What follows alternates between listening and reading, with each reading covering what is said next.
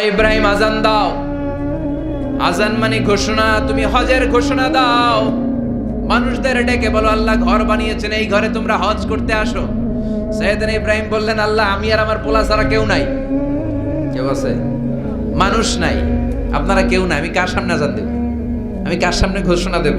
আল্লাহ মানুষ নাই, প্রাণী নাই, পাখি নাই, দৃশ্যমান কিছু নাই, কোথায় আমি ঘোষণা দেব?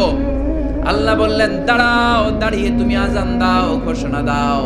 তোমার এই আজানের আওয়াজটা গোটা বিশ্বের সব মানুষের কানের ভেতরে আমি আল্লাহ পৌঁছে দেব। আযিন ফিন নাস বিল হজ, হজের আজান দাও। উনি আজান দিলেন আইয়ুহান নাস ইত্তাখাযাল্লাহু বাইতান ফাহুজ্জু।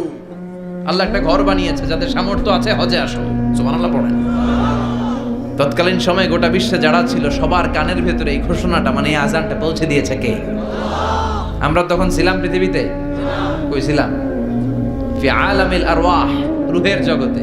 রূহের জগতেও আল্লাহ তাআলা আমাদের কানে পৌঁছে দিয়েছেন।